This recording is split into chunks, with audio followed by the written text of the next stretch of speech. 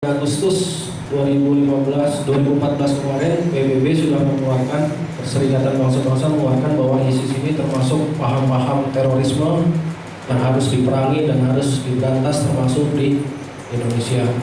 Sejarah di Indonesia ini cukup panjang. Kalau kita bicara sejarah, pernah ada DITI di Indonesia, Kartosuwiryo, kemudian di Aceh pernah juga ada di Aceh, kemudian pernah juga ada GAM di Aceh, Gerakan Aceh Merdeka, yang semuanya ingin mengubah negara dari Pancasila ke negara Islam.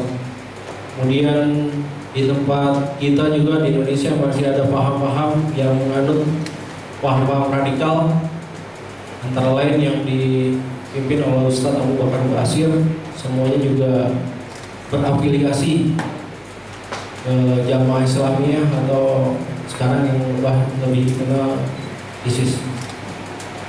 Para hadirin yang saya hormati, pada nantinya mungkin ada pencerahan oleh Ketua MUI Balangan dan Kasat Intelkam. Ketua MUI Balangan mungkin mengasih pencerahan kepada kita semua berkaitan dengan ISIS apabila ditinjau dari aspek agama. Kemudian nanti Kasat Intelkam akan memberikan pencerahan kita berkaitan ISIS dikaitkan dengan fungsi-fungsi intelijen yang ada di Kabupaten Balangan. Kemudian saya juga berharap, karena polisi ini tidak dapat bekerja maksimal apabila kita hanya mengandalkan tugas-tugas Polri yang diberikan kewenangan oleh undang-undang, tapi kami juga berharap berharap banyak kepada partisipasi masyarakat untuk bersama-sama kita mengelola, menjaga keamanan di kecamatan, di desa, secara umum di Kabupaten Balangan. Demikian yang perlu saya sampaikan sebagai pembukaan. Wabillahi taufik wal hidayah. Wassalamualaikum warahmatullahi wabarakatuh. Waalaikumsalam warahmatullahi wabarakatuh. Alhamdulillah, di kesempatan pagi menjelang siang ini kita bisa berkumpul di tempat ini dalam rangka membicarakan hal-hal yang berkaitan dengan radikalisme, baik yang sifatnya regional maupun global, yang semuanya sangat mengkhawatirkan pada saat-saat sekarang ini, wabil khusus di negara kita Republik Indonesia. Mudah-mudahan ini bisa bermanfaat sebagai bekal bagi kita semua. Bapak Ibu sekalian yang saya hormati, kalau kita menoleh ke belakang, Pak, dari masa ke masa itu, yang namanya kelompok atau pemikiran atau paham radikalisme ini dari dulu sampai sekarang tidak pernah habis-habisnya. Paling-paling ada fluktuasi pasang surutnya kayak gitu. Dan saya melihat paham-paham radikal ini memang juga dimulai dari karakter orang-orang yang memang jiwanya itu juga mempunyai paham seperti itu. Saya mencontohkan contoh kecil seperti Ustadz Abu Bakar Basir itu. Semua ulama itu sudah berupaya untuk merubah apa itu namanya pola pikir beliau, termasuk mendatangkan seorang ulama besar dari Timur Tengah yang masuk ke lembaga untuk berdialog dengan beliau, tapi sampai saat ini setahu kami itu belum pernah ada perubahan dari pemikiran beliau, tetap harus seperti itu. Nah, soal ISIS ini saya melihat begini, ISIS ini kan di dalam bahasa Arab disebut ingin mendirikan daulah al-Islamiyah namanya. ingin mendirikan negara Islam di dunia. Bahkan menurut pemikiran mereka tidak ada lagi kata Indonesia, tidak lagi kata Malaysia, tidak lagi kata Brunei dan Saudi, tidak ada. Semua menjadi satu, menjadi sebuah negara Islam dunia. Pemimpinnya Abu Bakar Al-Husaini Al-Baghdadi. Saya sudah melihat Pak, dari nama ini aja sepertinya mereka ingin nama ini populer. Ayahnya menyunting nama keturunannya Rasulullah. Jadi kalau bahasa kampung kita tuh seperti ini, Habib kurang ini. Jadi kalian jangan ragu, ini seorang Habib keturunan Rasulullah, seperti itu bunyinya. Nah, kita melihat manusia ini yang sifatnya objektif aja. Tidak melihat keturunan siapa, kemudian tidak melihat dia dari mana.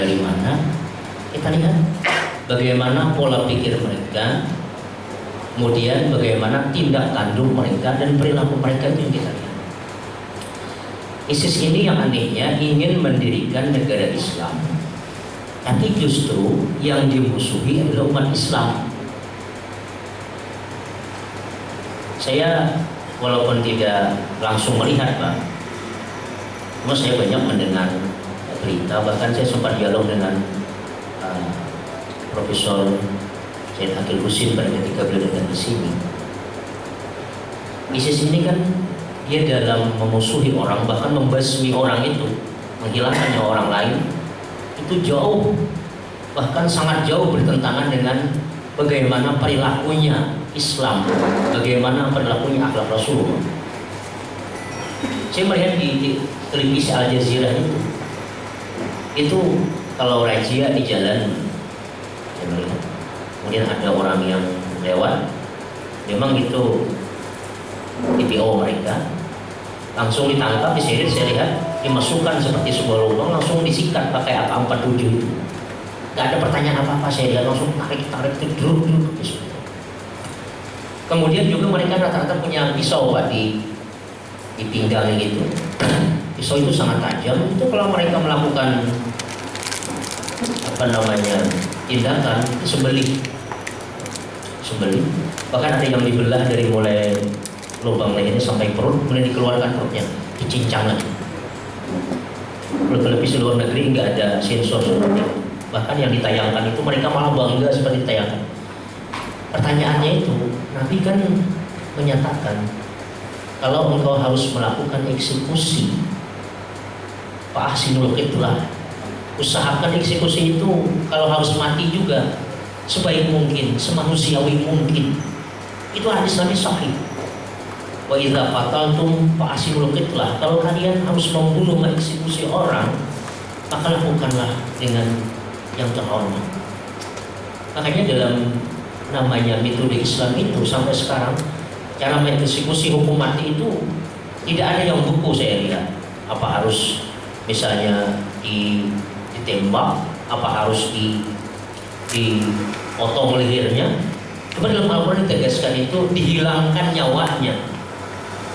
Itu kita sepakat dengan para ulama. Dihilangkan nyawa itu kan dengan menghilangkan nyawanya kan harus eksekusi, tapi harus terhormat caranya. Mungkin di Amerika dikembangkan sekarang Pak dengan suntik atau pakai gas apa, saya kurang tahu, cuma ada yang tidak terlihat seperti menyakitkan seperti itu. Tapi akhir-akhirnya juga harus hilang nyawanya kan. Mereka dicincang. Bahkan yang lebih dahsyat lagi ada beritanya itu dia bikin tungku besar Pak, yang dipenuhi dengan api. Manusia nggak lagi ditembak, tapi dimasukkan hidup-hidup dalam tungku itu, di open. Jadi kalau sudah tungku itu sudah habis, tinggal abu. Jadi nggak ada lagi kelihatan seperti pelanggaran terhadap asasi manusia, karena tulangnya nggak ada. Selama ini kan itu kuburan massal, itu ketemu lalu dicap pelanggaran terhadap asasi manusia. Tapi ini di open, jadi abu. Itu kan luar biasa itu. Bahkan dalam hadis Nabi itu tidak ada satupun orang yang dibolehkan menyiksa orang lain menggunakan api, termasuk binatang Pak. Kita bakar semut itu hukumnya haram.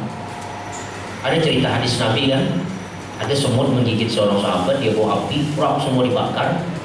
Ketahuan dia sama Rasulullah. Kata Rasulullah, kamu ini ngapain bakar semut itu? Dia bilang, ini Pak menyengat saya, gigit saya. Semuanya enggak, kata Rasulullah. Lalu beliau bersabda, tidak ada yang patut membunuh dengan apinya Allah di nerakanya. Tidak ada. Ini. Yang seterusnya, saya bukan mau nyinggung-nyinggung agama atau apa. Yang jelas, kenapa ISIS nggak pernah menyerang Israel? Nggak pernah saya lihat. Artinya apa? Ada permainan sesuatu di dalam situ. Jangan-jangan, saya bilang sama Said Akil, yang punya entrek, yang punya pekerjaan, bahkan pendanaannya dari sana. Beliau bilang tegas sama saya, ini mau betul. Kalau salah ya Said Akil yang ngomong sama saya. Nah ini yang jadi kayaknya umat Islam itu ditipu habis-habisan sama ISIS ini. Mereka menjual nama Islam karena maaf Pak, nama Islam ini kan biasanya kalau dijual itu laku. Dulu kalau kita masih ingat sejarah di negeri kita tahun 80-an, 70-an kan kalau maaf ada partai Islam kan laku dijual. Terus setelah selesai jual nggak ada Islam lagi, ya jual dulu. Nah, kemudian dikait-kaitkan dengan Islam, ingin mendirikan negara Islam, satu. Yang kedua juga tadi seperti Bapak Kapolri sampaikan juga inti-intinya kan ujung-ujungnya kan duit juga ya, yang paling banyak di situ. Nah bagi kita umat Islam di Indonesia, khusus di Balangan ini, walaupun saya kurang tahu apa ada yang berpaham seperti itu paham yang sangat menyesatkan, sangat menyesatkan. Kita sudah punya undang-undang dasar, kita punya Pancasila. Walaupun dalam Pancasila itu dalam kategorinya tidak memasukkan kata-kata syariat Islam, tapi namun kita ini sudah kembali seperti sebuah piagam Madinah. Itu yang dirujuk oleh tokoh-tokoh kita ya, dari NU dulu, dari Muhammadiyah dulu. Dulu Madinah itu pada ketika Rasulullah atau nanti kita masuk ke Madinah, waktu itu kan masih semua kelompok ada, Majusi ada di Madinah itu, kemudian Yahudi itu paling banyak, Nasrani juga ada, kemudian lagi tokoh-tokoh Quraisy juga ada, Muslim juga ada. Nah, waktu itu Nabi sedang memerintah kota Madinah. Beliau tidak serta-merta langsung mengundangkan dengan Al-Quran dan Hadis, tapi beliau menggunakan sistem perjanjian Madinah itu.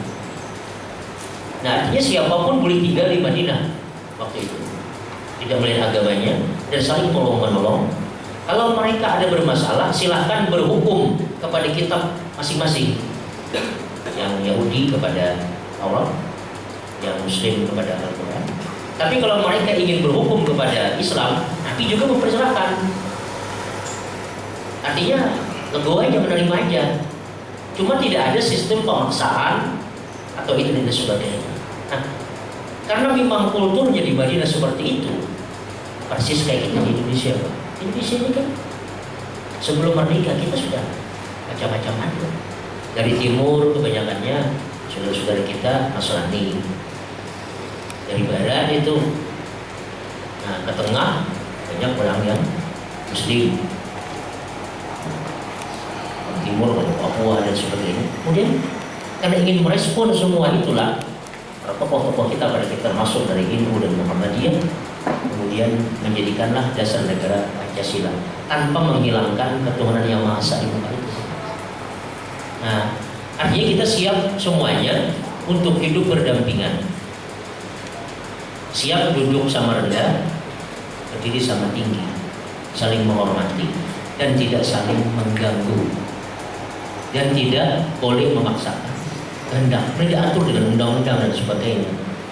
Jadi di Indonesia ini saya kira kalau siapapun ingin melaksanakan apapun, ya harus kepada konstitusi masuknya.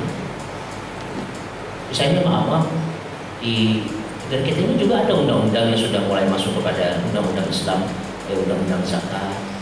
Kemudian disetujui jadi sebuah undang-undang, ya nggak masalah kan? Harus sesuai jalur. Tapi kalau menggunakan sistem kekerasan, itu sebenarnya terus terang Islam tidak pernah mengajarkan hal seperti itu. Saya tidak bicara ngomong soal itu soal ini, tapi itulah tidak boleh. Jalurnya ada, jalannya ada.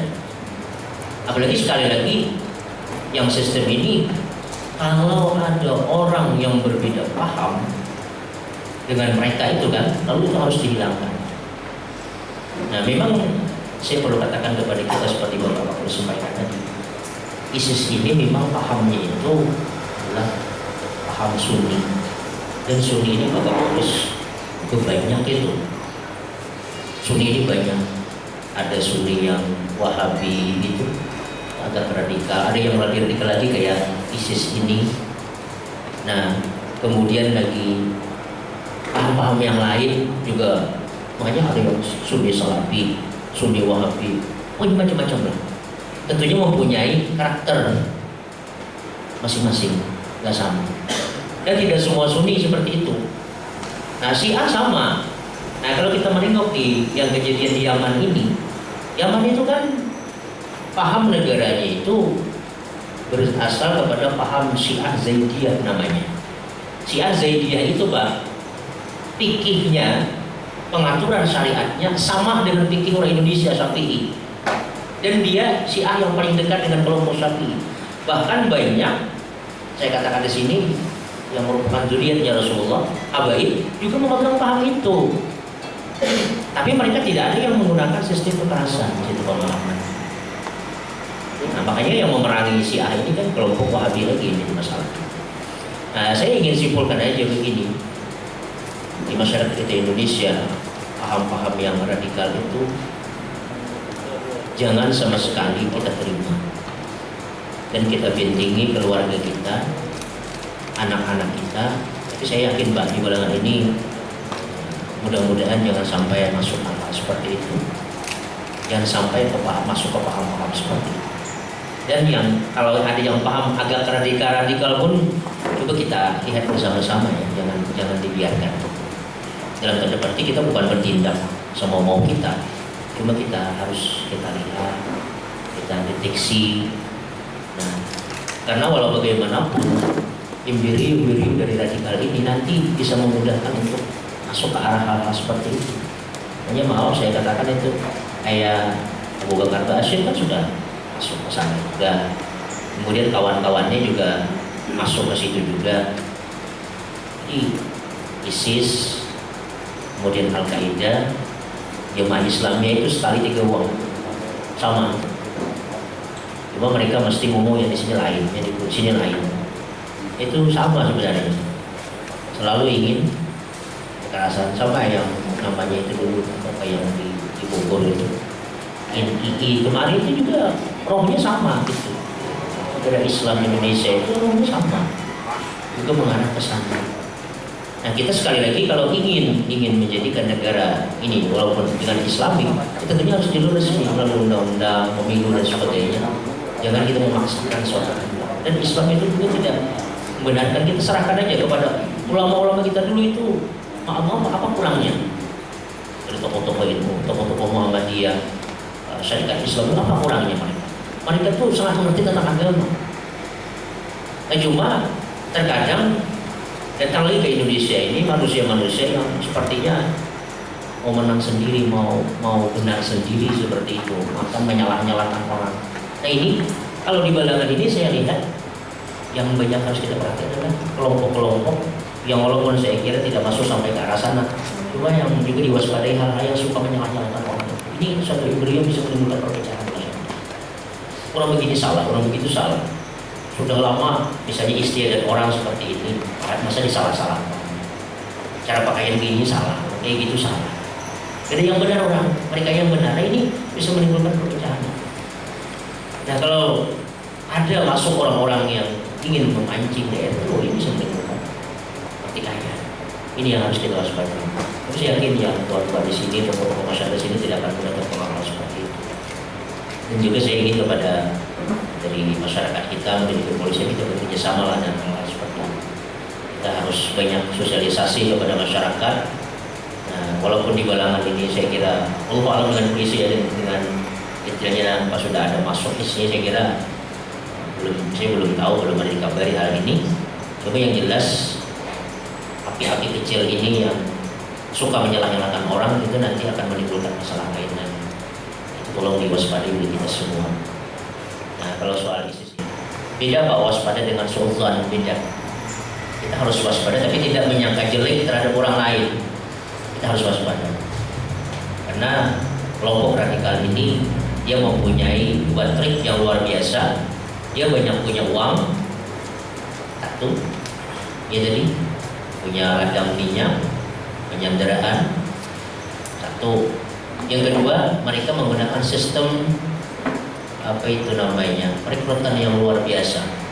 Ini yang tidak bisa dilakukan orang-orang lain. Kalau orang NU, Muhammadiyah, Al-Wasliyah biasanya merekrutnya biasa-biasa aja Pak. Tidak seperti kitol kayak mereka ini. Mereka sampai cuci otak. Itu kalau sudah masuk ISIS itu kata berita di televisi Arab itu dilatih Pak di suatu diktam pelatihan itu, saya nggak tahu apa pelatihannya. Keluar itu kalau melihat manusia itu kayak sejenis anjing melihat tikus itu, membunuh aja pikirannya seperti itu. Kan juga otak. Padahal fitrahnya manusia itu kan ada kelembutannya, tapi setelah keluar nggak ada kelembutannya yang sangat jauh bahkan bertentangan dengan apa itu namanya ajaran-ajaran Islam. Yang ketiga, mereka punya pemikiran penghalalan segala cara. Demi Islam kata mereka semuanya halal. Tapi betul nggak demi Islam seperti itu? Merampok boleh, membunuh kayaknya pekerjaan mereka, penyanderaan. Dan Islam itu kan sudah menjelaskan jangankan orang Muslim Pak, orang yang tidak Muslim yang tidak pernah melakukan tindakan kekerasan, tidak pernah mengganggu orang Islam, dia diganggu oleh orang Islam, itu namanya kafir dzimmi, maka sama seperti mengganggu saya kata Rasulullah. Jadi saudara-saudara kita yang non Muslim di Balangan, mereka tidak mengganggu kita. Ini jangan diganggu, harus dilindungi. Apalagi orang yang sudah sama-sama punya kalimat syahadat itu, sama-sama deklarasi sebagai seorang Muslim. Islam tidak membenarkan kita mengkafirkan orang, menyalah-nyalahkan orang. Islam hanya diajarkan kalau melihat orang yang salah, kita gunakan argumen yang bagus, bagaimana agar menyadarkan mereka kembali ke jalan yang benar. Dan Timur Tengah Pak, Timur Tengah ini saya mungkin sedikit lagi bercerita Pak. Memang hampir tidak pernah ada kosong-kosongnya di perang itu. Saya contohkan, setelah Rasulullah wafat, meninggal dunia, Abu Bakar beliau itu namanya menjadi khalifah, hanya Abu Bakar yang selamat. Umar bin Khattab khalifah kedua, dia mati dibunuh. Siapa yang membunuh? Tentu dia juga orang Muslim yang tidak paham karena perbedaan politik sekali seperti itu. Yang kedua, yang ketiga, Utsman bin Affan dia menjadi khalifah lagi. Pada ketika itu banyak kelompok-kelompok yang tidak setuju dengan Utsman ini. Nah, lagi-lagi Utsman dibunuh. Persoalannya sepele, gara-gara dikatakan Utsman menaikkan pajak. Karena nggak betul itu, gubernur Mesir yang menaikkan pajak, cuma khalifahnya Utsman. Malah Utsman yang didemo sampai beliau pun harus meregang nyawa meninggal dunia. Kemudian khalifah yang ketiga, Ali bin Abi Thalib diangkat menjadi khalifah. Lagi-lagi banyak kelompok yang tidak setuju. Nah, sampai Sayyidina Ali satu-satunya khalifah yang harus memindahkan kekuasaannya ke wilayah Irak, di Karbala situ. Tidak lagi di Madinah ibu kota Islam pada ketika itu. Sangat banyak yang benci kepada beliau. Nah, disinilah terjadi dua kelompok golongan. Namanya Al-Khawarij. Khawarij inilah, maaf saya katakan kalau dari sejarah itu, Khawarij inilah yang membunuh Sayyidina Ali. Ini kelompok-kelompok yang tidak senang dengan Ali dan tidak senang dengan orang yang tidak senang dengan Ali pada ketika itu. Kelompok tiga. Tapi dia melakukan pembunuhan. Nah, Khawarij inilah embryunya Wahabi seperti itu. Kemudian pihak Ali digila habis-habisan oleh Syiah. Nah, makanya sampai sekarang itu terus ada kontra antara Syiah dengan Wahabi. Syiah pendukungnya Ali, Wahabi itu orang yang benci kepada Ali. Makanya maaf orang-orang Saudi sana itu, Pak Sunni-Sunni itu dengan para Habaib itu tidak senang. Itulah sejarahnya Habaib itu banyak lari ke Indonesia karena diusir dari situ. Mereka tidak senang. Nah, ini yang jadi pemanjang. Jadi terus mana-mana seperti itu ada suka dengan Habaib, kelompoknya pasti Syiah yang pegang. Kalau kita kan bukan orang Syiah, tapi kita kultur kita itu suka dengan Habaib itu. Kemudian dari kelompok Khawarij inilah yang selalu tidak sepaham dengan mereka. Inilah imbi-imbi daripada Wahabi yang ada sekarang ini. Yang markas besarnya itu kan di Saudi Arabia. Bahkan di Pak Kapolres yang sampai ke Indonesia ini pun yang suka sering menyalah-nyalahkan orang itu kan orang-orang itu juga. Jadi pemahamannya itu. Saya tidak ingin menyalah-nyalahkan orang. Saya contoh kecil aja Pak. Saya pakai jenggot sedikit seperti ini. Tapi saya pola pikir saya nggak pernah mengharapkan orang membuang jenggot. Beda dengan kawan-kawan yang Wahabi itu. Dia pakai jenggot, kalau orang membuang jenggot maka hukumnya haram, nggak perlu besar. Saya tidak, bagi saya ini hal-hal biasa-biasa aja. Kiri laki-laki lah mungkin seperti itu. Kalau buat Timur Tengah kan agak aman kayak gini. Tapi kalau yang mukanya mulus di Saudi itu dianggap mereka kayak perempuan. Kalau pakai jenggot sedikit, waktu 17 Agustus ini 17 bulan ada laki-lakinya sedikit. Itu aja masalahnya, bukan soal halal haram. Gampang-gampang aja soal-soalnya. Nah, jadi sekali lagi soal ISIS ini kita jangan sampai terkecoh oleh soal Islamnya itu. Karena Islam sekali lagi hanya dijual, saya yakin seperti itu. Dengan mengatasnamakan Islam, karena Islam laku. Nah, maka banyak orang-orang yang bilang berpula pikir seperti itu. Dan saya lihat yang masuk itu orang-orang dulu yang masuk itu. Jadi orang Al-Qaeda, jamaah Islamiyah kan, pengaruhnya itu masuk ke sana. Yang istrinya kan sudah pakai cadar semua, gitu, pakai jenggot, ini celananya tuh agak tinggi. Kalau dalam bahasa orang ini itu ada CTI, hubungan celana tinggi gitu. Nah, tapi kalau mau celana tinggi nggak masalah kan, coba jangan nyalakan orang, itu aja. Nah, jadi ciri-ciri mereka ini adalah ciri-cirinya kekerasan, kemudian suka menyalahkan orang, bahkan suka mengkafirkan kelompok-kelompok yang berbeda dengan mereka. Mungkin ini saja yang bisa saya sampaikan kepada kita semua. Mudah-mudahan nanti pembicara yang selanjutnya bisa lebih memberikan pencerahan. Seperti kita dengar tadi sudah dijelaskan oleh narasumber dari Bapak Ketua MUI, panjang lebar semuanya. Kami sedikit menggambarkan perkembangan ISIS yang terjadi di tingkat global dan di tingkat yang ada di Provinsi Kalimantan Selatan. Langsung halaman 5, Mas. 5 halaman 5.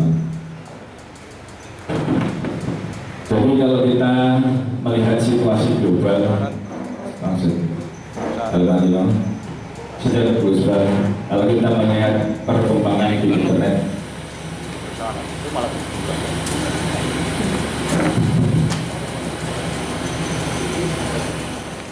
Salim Mubarak Al-Tamimi ini merupakan yang kontroversial sekali, karena kalau kita melihat di internet, dia pernah menyatakan bahwa dia akan membunuh TNI ataupun Polri, yang disampaikan dengan jelas-jelas. Saudara Salim Mubarak Al-Tamimi juga mengancam pasukan elit kepolisian yaitu Densus 88, dan ini disampaikan secara vulgar. Kalau kita melihat dari situasi nasional, cara rekrutmen dari kelompok ISIS ini sendiri untuk bisa menuju Irak dan Suriah. Rekrutmen pertama, saudara Abu Muhammad ini dan Salim Mubarak setiap pulang ke Indonesia selalu mengajak atau merekrut pemuda Islam untuk bergabung menjadi mujahid dengan slogan Ikhwani Fillah, yang artinya berangkatlah kalian pergi ke negeri Syam, Suriah, di mana seluruh biaya perjalanan ditanggung oleh saudara Salim Mubarak Al-Tamimi. Kalau kita melihat apa yang dikatakan Bapak Kapolres tadi, yang dari Surabaya berbondong-bondong yang menjual rumahnya, menjual hartanya untuk bisa mendapatkan pekerjaan yang layak di negeri Sumbar. Harapan ini.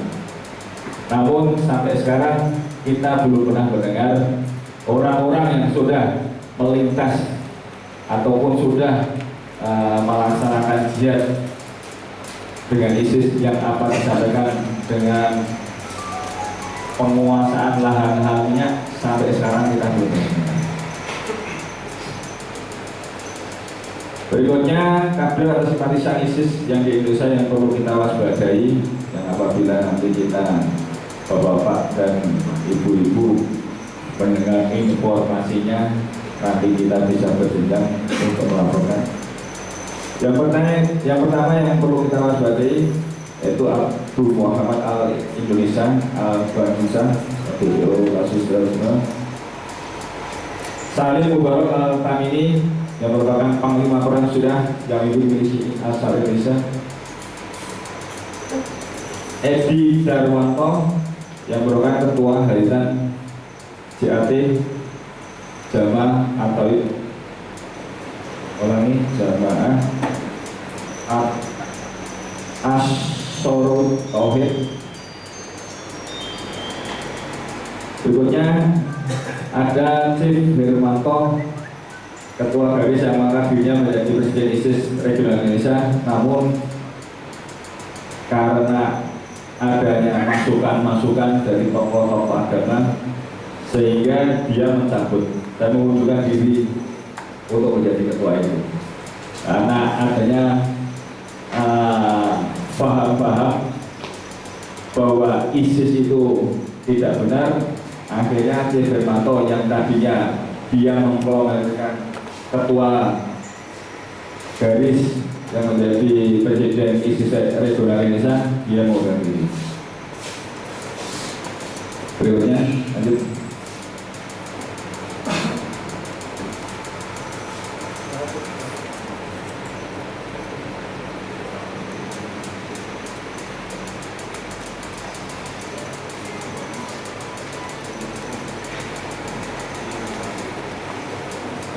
Lanjut Mas.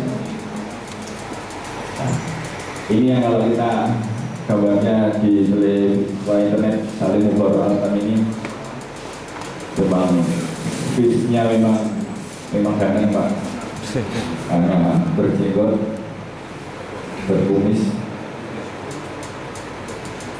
fisiknya kayak orang Arab, luar biasa Pak.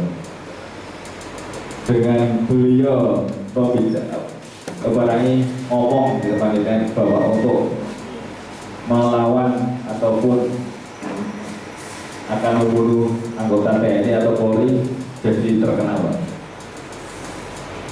Berikutnya kita akan menggambarkan sedikit perkembangan ISIS, bahwa ISIS itu ada di Provinsi Kalimantan Selatan. Lanjut.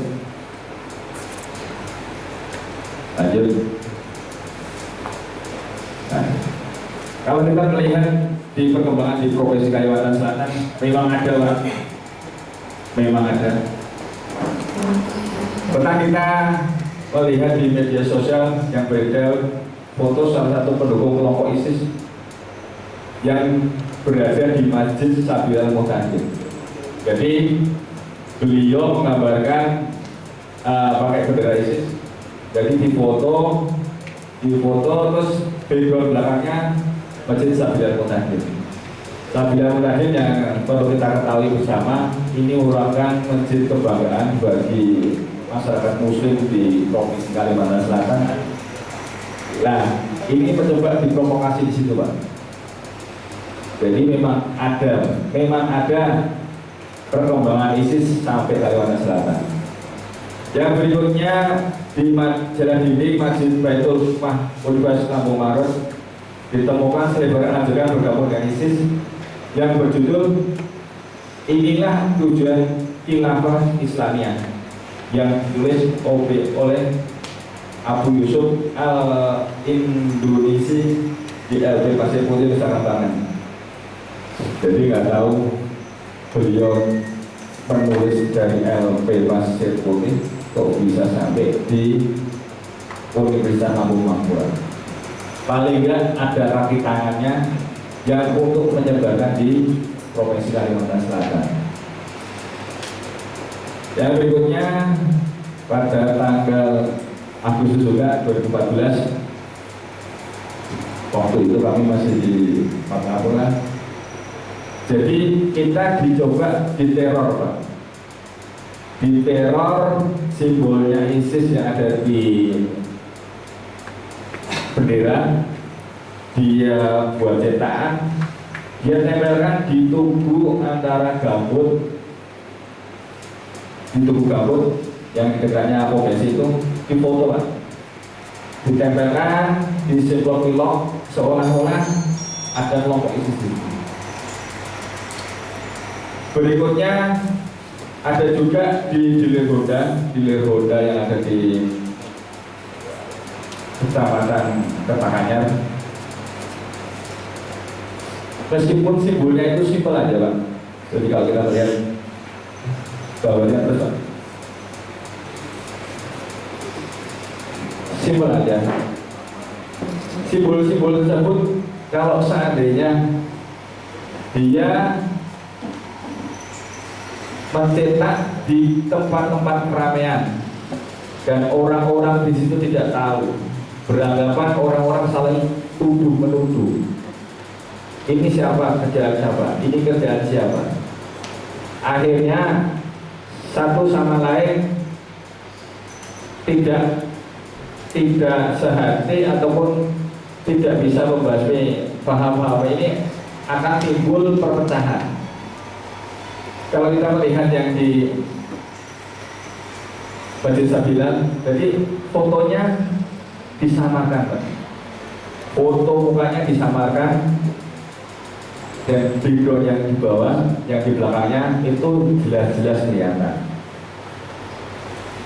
Ini sempat membuat marah dari salah satu tokoh agama, bahwa seolah-olah ini tidak menghargai yang kalau kita melihat di Provinsi Kalimantan Selatan ini agamanya luar biasa. Jadi kelompok ISIS ini mencoba untuk memprovokasi itu biar antar tokoh agama, antar paham-paham Islam yang ada di Kalimantan Selatan ini mungkin bisa berantem, bisa pecah, dan muncullah kelompok baru. Namun alhamdulillah tokoh-tokoh yang ada di tingkat Provinsi Kalimantan Selatan, dia duduk bersama dengan tingkat Komida, dia duduk bersama yang diadakan dari Polda Kalimantan Selatan, terus bekerjasama dengan Provinsi Kalimantan Selatan, yaitu Gubernur Kalimantan Selatan, sama-sama mendeklarasikan paham ISIS itu tidak bisa hidup di Kalimantan Selatan. Yang berikutnya lanjut. Nah, kalau kita lihat cuman gambar kecil-kecil ini, Pak, tapi begitu gambar ini muncul, kita tanya masyarakat di situ, tidak ada yang tahu dan tidak ada yang ngerti bahwa itu simbolnya ISIS. Jadi begitu polisi datang di situ, mereka baru tahu ternyata ada yang aneh. Ada salah satu di masyarakat di Karanganyar, karena dia tidak mau diekspos, di depan rumahnya di vlog simbolnya ISIS, dia cepat-cepat rumahnya dijaga. Jadi dia nggak mau rumahnya jadi ekspos di media kabar adanya tulisan-tulisan itu. Oleh sebab itu semua, ya kami berharap dari fungsi intelijen yang ada di Polres Balangan ini, langkah naiknya apabila itu sampai muncul di Kabupaten Balangan, terus saling menyalahkan. Oh, ini pasti kelompok ini. Oh, ini ada kelompok baru yang ingin berdiri di Kabupaten Balangan. Oleh itu, saudara-saudara, apabila tokoh-tokoh agama yang tersebar di 8 kecamatan yang ada di Kabupaten Balangan ini, apabila kita satu persatu bahu-membahu untuk menolak adanya paham ini, insya Allah Kabupaten Balangan ini akan kondusif.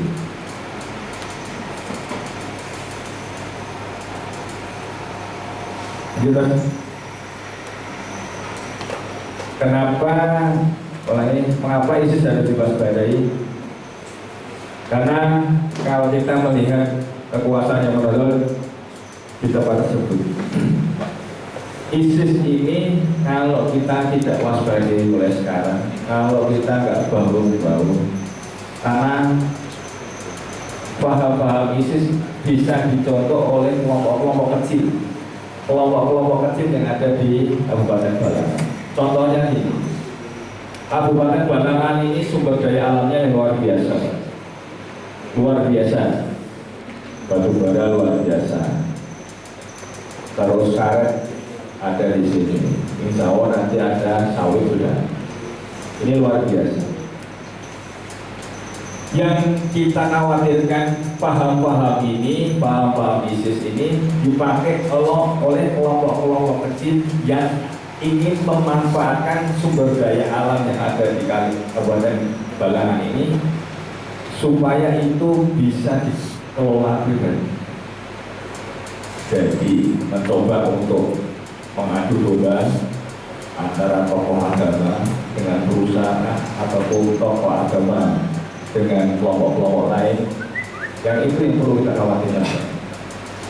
Kalau seandainya paham yang radikal tidak masuk, mungkin orang-orang yang kelompok radikal, kelompok-kelompok yang ingin memanfaatkan sumber daya alam. Apalagi nanti Bapak dan Ibu-ibu bisa melihat bersama 2015 ini adalah tahun politik yang kita tidak inginkan Kabupaten Balangan ini sampai digunakan untuk percontohan kelompok-kelompok keras.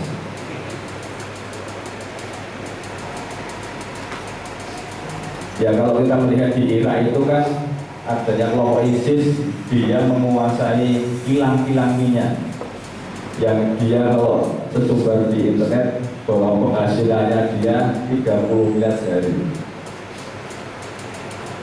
Ya kalau itu sampai dilakukan berarti luar biasa, Pak.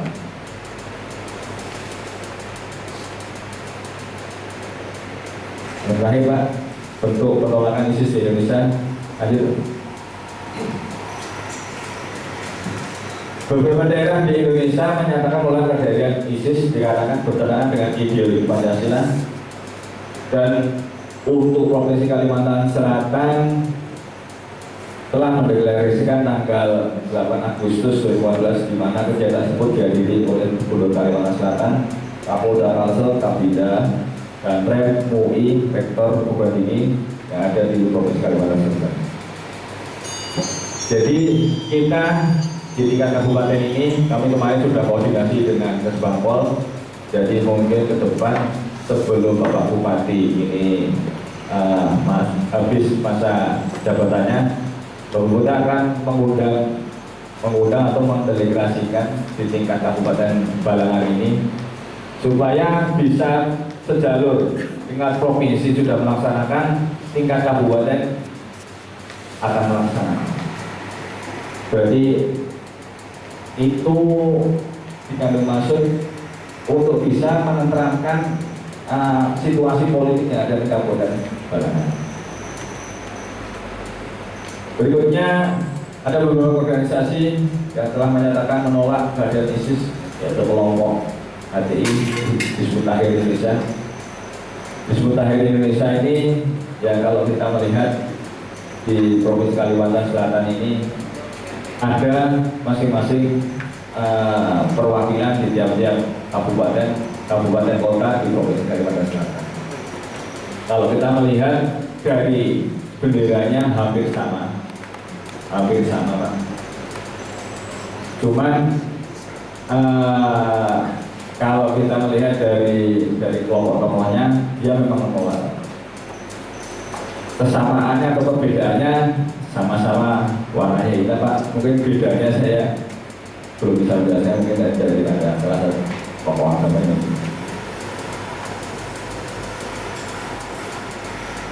Berikutnya, pasca beredarnya video ancaman yang terhadap TNI Polri dalam hal ini Densus 88, Banser Ansor Nahdlatul Ulama, pemerintah Indonesia menyatakan perang terhadap ISIS, dan Banser Ansor NU siap membantu pemerintah Indonesia perang ISIS.